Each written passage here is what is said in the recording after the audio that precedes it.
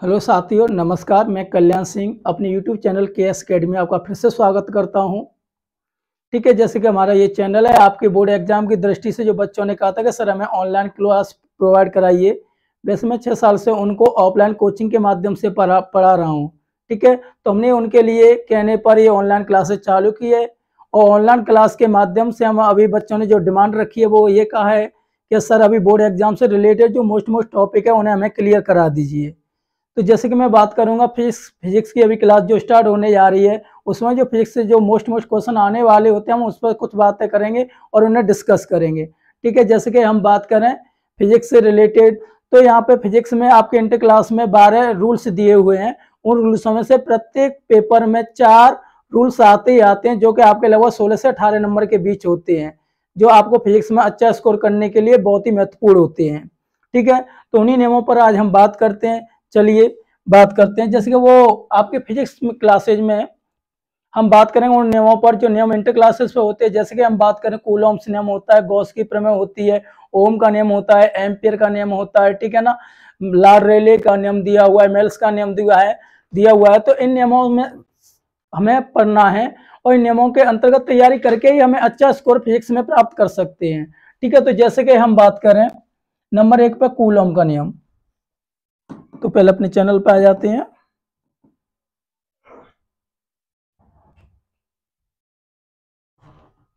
जी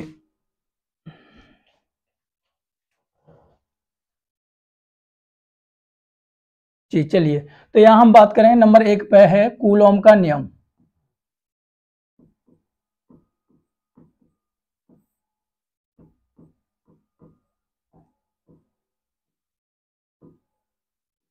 ठीक है, तो कूलॉम के नियम पर हम बात करेंगे आज। ठीक है, तो कूलॉम एक फ्रांसीसी वैज्ञानिक है जिन्होंने दो आवेशों के बीच लगने वाले वैद्युत बल के संबंध में नियम दिया था। ये नियम क्या था? तो जैसे कि हम बात कर रहे हैं कि जैसे कि ये प्लस क्यू, सॉरी, यानी कि मान लीजिए हमने ये आवेश Q1 और ये आवेश Q2 है। ठीक है ना, ये परस्पर एक दूसरे से r दूरी पर स्थिर हैं। तो इनके बीच में एक फोर्सेस कार्य करता है जिसे हम बोलते हैं वैद्युत बल। तो इस वैद्युत बल के संबंध में वैज्ञानिक कूलॉम ने अपना नियम दिया था। इस बल की ही वैल्यू हमें फाइंड करनी होती, तो वो क्या, चल जानिए। तो उन्होंने कहा था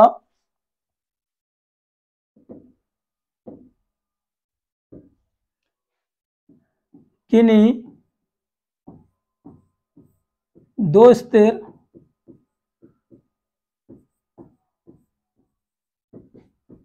आवेशों के बीच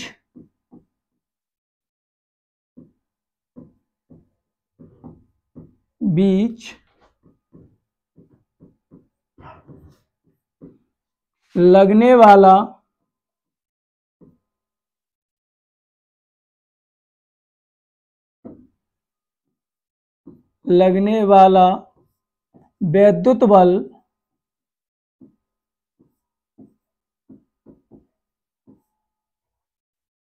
वैद्युत बल दोनों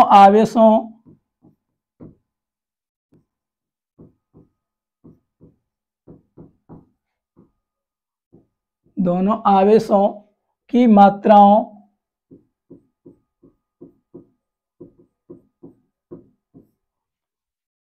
के गुणनफल के अनुक्रमानुपाती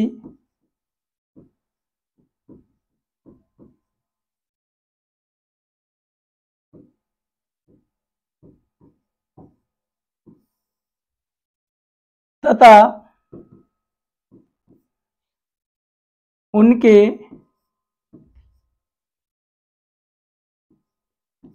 उनकी बीच की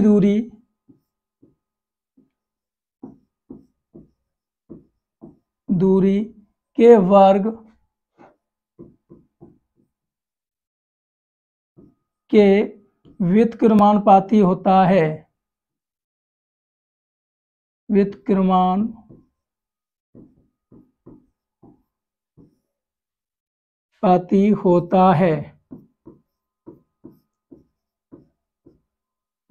यह नियम दिया था वैज्ञानिक कूलॉम ने कि किन्हीं दो स्थिर आवेशों के बीच लगने वाला वैद्युत बल होता है वो दोनों आवेशों के गुणनफल की मात्राओं के अनुपाती तथा बीच की दूरी के वर्ग के व्युत्क्रमानुपाती होता है। जैसे कि हमने मान लिया, माना Q1 Q2 दो स्थिर आवेश हैं जिनके बीच की दूरी r है, तब इनके बीच लगने वाला जो वैद्युत बल है F, वो दोनों आवेशों की मात्राओं के गुणनफल के अनुक्रमानुपाती, ठीक, तथा उनकी बीच की दूरी के वर्ग के व्युत्क्रमानुपाती हैं। तो ये आपके फर्स्ट एंड सेकंड इक्वेशंस हो जाते हैं। जब आप इन दोनों इक्वेशंस को एक साथ लिखते हैं, समीकरण फर्स्ट व सेकंड से, तो दोनों को एक साथ लिखेंगे तो F proportional Q1 Q2 upon R square. जैसे आप यहाँ से ये कांस्टेंट जो वैल्यू दी है नियतांक, उसे को उठाएंगे तो यहाँ पे एक अनुपात चिन्ह के स्थान पर एक नियतांक आ जाएगा, अर्थात F is equal to small k Q1 Q2 upon R square, जहां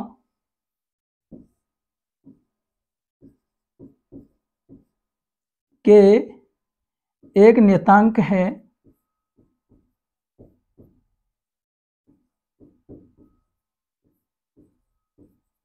ठीक है, के एक नियतांक है। जैसे कि हम बात करें आगे, के एक नियतांक है जहां के स्थान पर हम 1/4 पाई एप्सिलॉन नॉट भी यूज करते हैं, जिसकी वैल्यू होती है total value 9 into 10⁹ newton metre square प्रति कूलम स्क्वायर, ठीक है। तो हम के की जगह 1/4 पाई एप्सिलॉन नॉट भी यूज कर सकते हैं और के भी यूज कर सकते हैं, ठीक है। तो यहाँ परेशान होने वाली बात नहीं है। जहाँ एप्सिलॉन नॉट है तो एप्सिलॉन नॉट आप लोग जानते ही, एप्सिलॉन नॉट क्या है? एप्सिलॉन नॉट निर्वात की वैद्युतशीलता है, निर्वात की वैद्युतशीलता,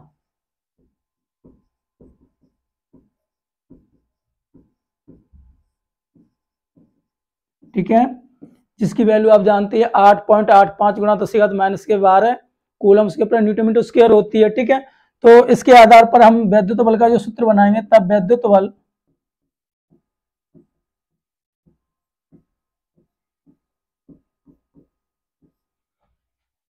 F इक्वल टू हो जाएगा 1/4 pi epsilon not Q1 Q2 upon R square, ठीक है। बल का मात्रा आप जानते ही न्यूटन होता है, ये शॉर्ट में कैपिटल N भी लिख सकते हैं। यदि दोनों आवेश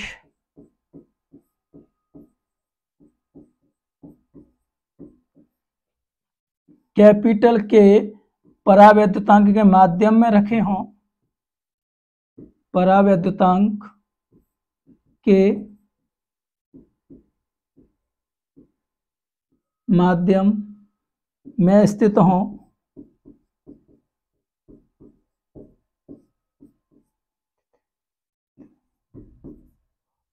तब वैद्युत बल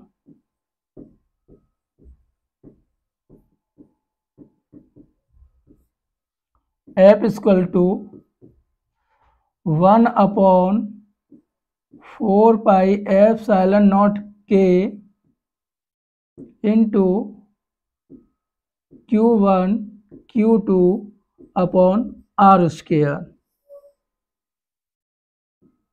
यहाँ तक ये हमें सिद्ध करके देना होता है, जो कि हमारे बोर्ड एग्जाम में पूछा जाता है, ठीक है। तो यहाँ एक विशेष बात याद रखने वाली ये है कि यहाँ पे देखो एक के आया है और यहाँ पर भी के आया है, तो ध्यान रखना ये नियतांक वाली के वो स्मॉल के है और ये परावैद्युता वाली के है वो कैपिटल के है, ठीक है। जहां हम एप्सिलॉन नॉट के स्थान पर एप्सिलॉन भी लिख सकते हैं, जहां एप्सिलॉन होती है आपके माध्यम की वैद्युतशीलता, ठीक है। तो कभी कभी ये भी देखने को मिल जाता है, ठीक है। तो ये हमारा कूलॉम का नियम है जो इतना पूछा जाता है। चलिए जल्दी से इसे नोट कर लीजिए, ठीक है। आप वीडियो को रोक कर भी नोट कर सकते हैं। इतना ही लिखना होता है, क्योंकि हमें बोर्ड एग्जाम में ज्यादा से ज्यादा और बेहतर से बेहतर लिखने के ही सही नंबर मिलते हैं कि हमें कितना लिखना है कितना नहीं लिखना है। तो मैं केवल एक्स्ट्रा नहीं कराऊंगा, या केवल जो बोर्ड एग्जाम में आपको जितना लिखना होता है, अच्छा से अच्छा स्कोर प्राप्त करना है, केवल उतना ही लिखने के लिए बताऊंगा। ठीक है, तो चलो जल्दी से नोट कर लीजिए। जो बच्चे साथ साथ लिख नहीं पा रहे वो वीडियो को स्टॉप करके भी लिख सकते हैं। ठीक है, तो चलिए अब इसके बाद चलते हैं नेक्स्ट रूल्स पर। ठीक है, चलिए ठीक है,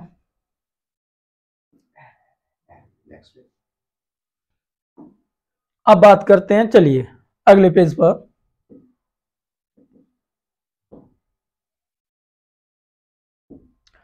तो जैसे कि नंबर 2 पर आती है हमारी गाउस की प्रमेय।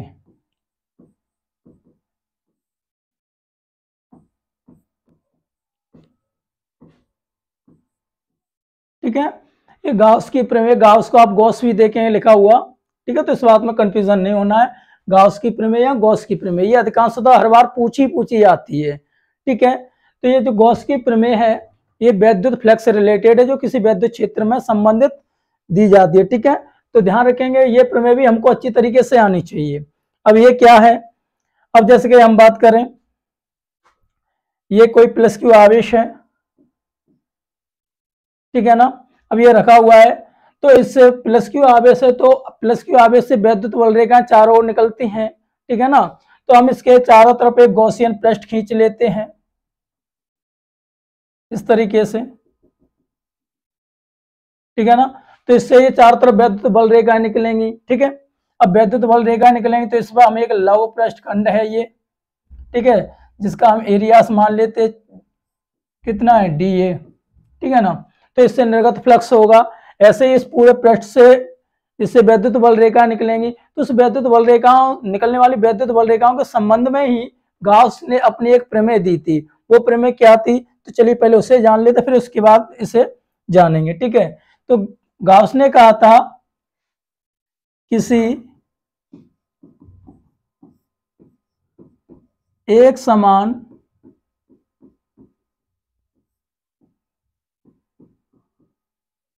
वैद्युत क्षेत्र में किसी बंद पृष्ठ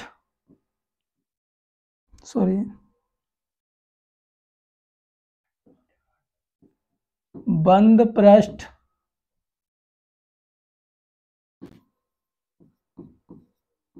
से निर्गत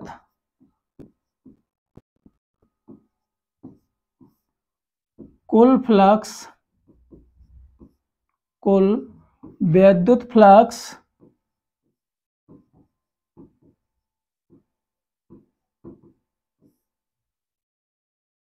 जिसे आप फाई वी लिखेंगे, फाई ई फ्लक्स उस पृष्ठ द्वारा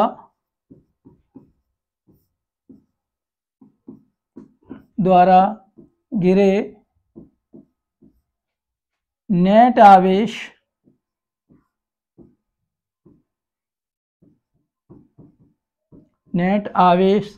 का 1/ε0 गुना होता है।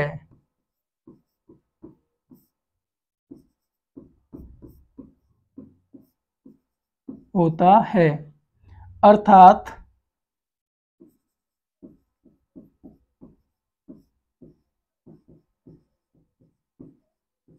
वैद्युत flux phi E equal to Q upon ε0।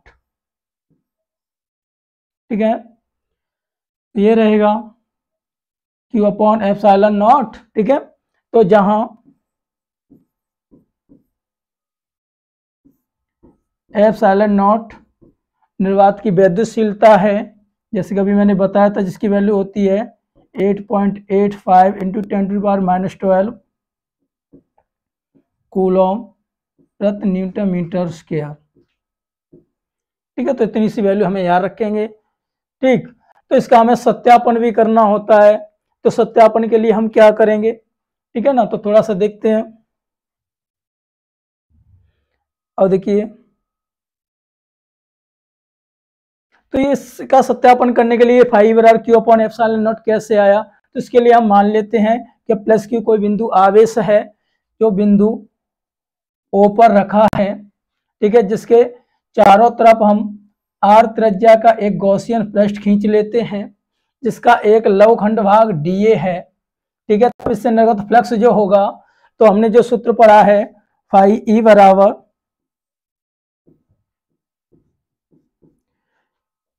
समाकलन E D A cos theta, तो यहाँ कॉस थीटा की वैल्यू 0 होगी क्योंकि यहाँ डी ए इसकी दिशा इधर है, अगर यहाँ से हम त्रिज्यखंड खींचे तो वो भी इसी दिशा में ही होगा, तो इनके बीच का कोण क्या हो जाएगा 0, तो इस वजह से हमने यहाँ 0 ले लिया है।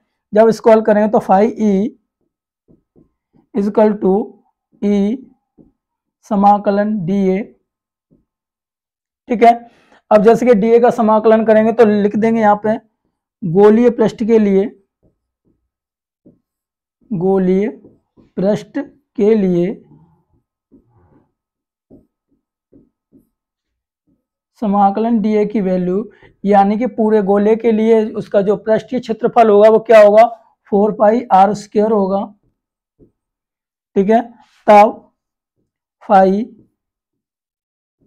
ई इजक्वल टू ई इंटू, तो इसकी जगह रख देंगे 4 पाई आर स्क्वायर, ठीक है। तो जैसे कि हमने अब ये लिख लिया, और ये हम बात करें ये कोई बिंदु P है, इसको हम P बिंदु मान लेते हैं, इसको हम इक्वेशन फर्स्ट नाम दे देंगे। तब P बिंदु पर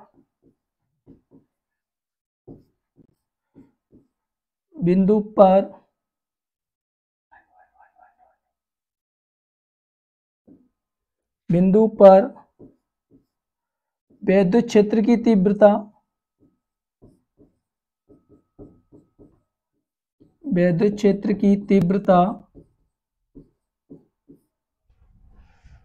अब यहां से आगे लिख लेंगे विद्युत क्षेत्र की तीव्रता इक्वल टू क्या होगी, जिसके हम पिछली क्लास में पिछले बार पढ़ी चुके होंगे अपने सिलेबस में, ई बराबर 1/4 pi epsilon naught Q upon R square. तब समीकरण फर्स्ट से, तो हमारा समीकरण फर्स्ट यही है, यहां हम ई की वैल्यू डाल देंगे फाई ई बराबर, तो देखिए फाई ई बराबर क्या है E into 4 pi R square, तो ई की जगह क्या रख देंगे आप 1/4 pi epsilon naught Q upon R square into 4 pi R square, 4 pi R square, तो देखो 4 पाई से 4 पाई यहाँ से कट जाएगा ये, और आर स्क्वायर से आर स्क्वायर कट जाएगा, क्या बचेगा फाई ई बराबर क्यू अपॉन एप्सिलॉन नॉट, ठीक है। तो ये हमारे क्या हुआ, गॉस की प्रमेय का सत्यापन भी हो गया, ठीक है। तो हमें ये पूरा इतना बोर्ड एग्जाम में लिखना होता है, तब इसकी हमें सही मार्किंग वैल्यू मिलती है, ठीक है। तो चलो जल्दी से इसे नोट कर लीजिए, वीडियो को रोक कर जल्दी से,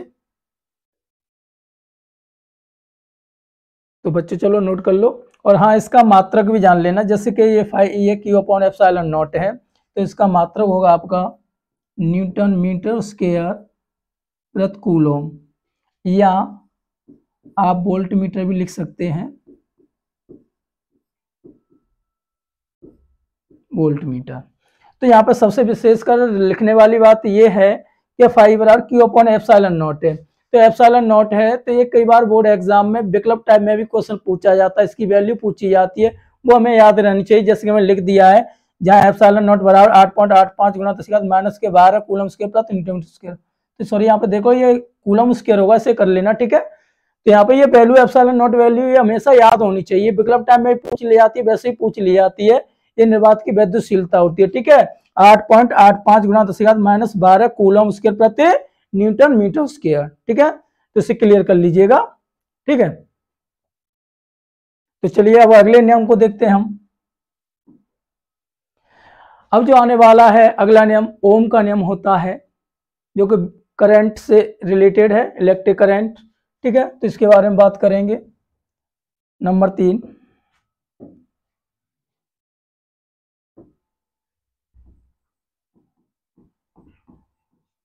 ओम का नियम।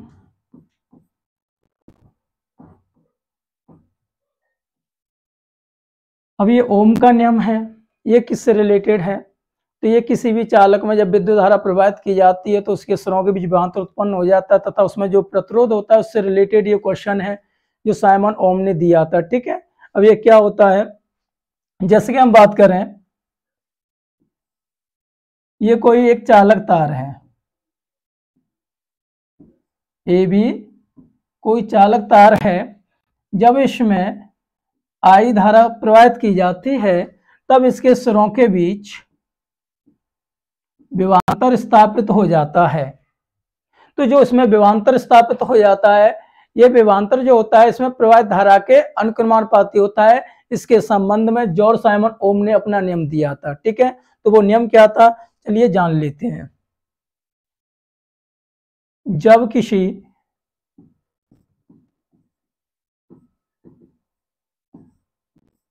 चालक की भौतिक अवस्थाओं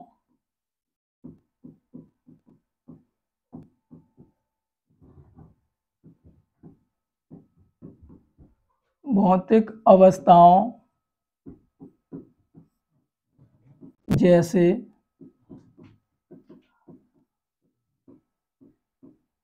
ताप, दाब आदि में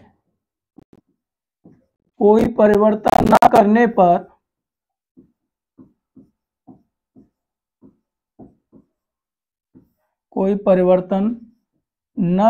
पर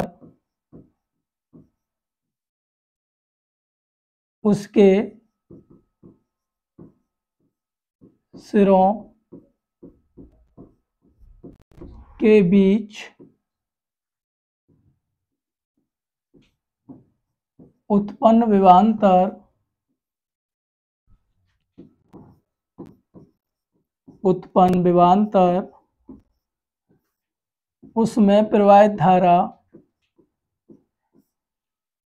उसमें प्रवाहित धारा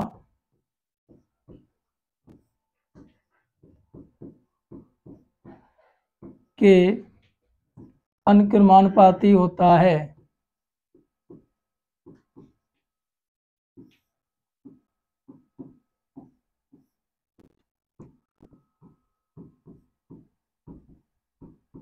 इतना नियम दिया था जॉर्ज साइमन ओम ने। जब किसी चालक की भौतिक अवस्था जैसे ताप, दाब आदि में कोई परिवर्तन न करने पर उसके सिरों के बीच उत्पन्न विभवांतर उसमें प्रवाहित धारा के अनुक्रमानुपाती होता है। जैसे कि हमने मान लिया ए भी एक कोई चालक तार है। चालक तार की जगह आप विद्युत परिपथ भी कह सकते हैं, क्योंकि जिन चालकों में धारा प्रवाहित आसानी से हो जाती है या जिन चालकों में या जिन पदार्थों में धारा प्रवाहित होती है उन्हीं को हम विद्युत परिपथ भी कहते हैं। ठीक है, तो जैसे कि हमने ये भी एक तार लिया है जिसमें आई धारा प्रवाहित की जाती है, इसके सिरों के बीच वी विभवांतर स्थापित हो जाता है तब ओम के नियम से। तो ये जो डायग्राम दिया है इसको भी हम इसके नीचे मान के लिख सकते हैं। जैसे कि माना ए भी एक तार है जिसमें आई धारा प्रवाहित की जा रही है, तब इसके सिरों के बीच उत्पन्न विभवांतर भी हो, तब ओम के नियम से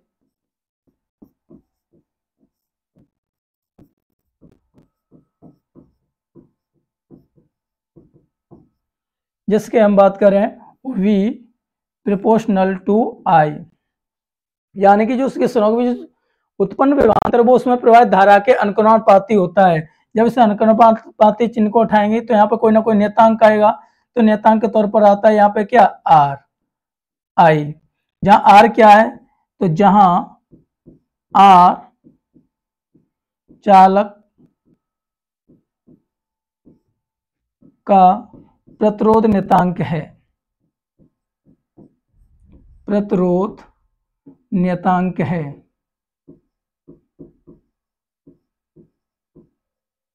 ठीक, अर्थात V upon I equal to R, जहाँ R प्रतिरोध है, प्रतिरोध नियतांक। ठीक है, तो इतनी सी बात हमको ध्यान में रखनी है।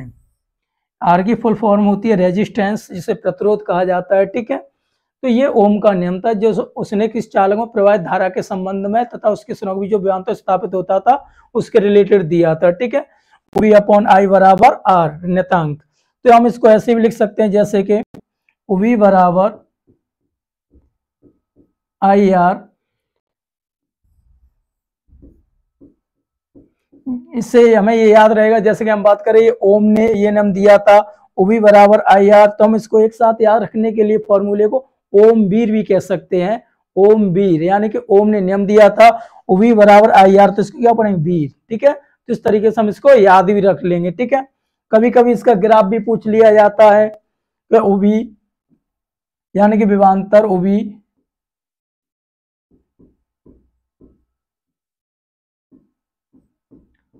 व धारा I के बीच ग्राफ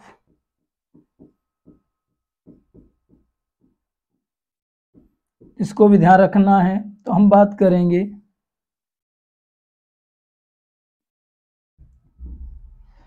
अब देखो इधर I धारा प्रवाहित हो रही है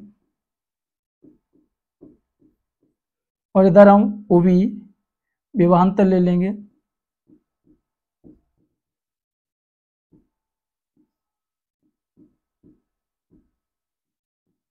ठीक है, इधर ये विभवांतर है, तब इसका जो प्रतिरोध होगा जस्ट इसके बीच में होगा, ये इस तरीके से।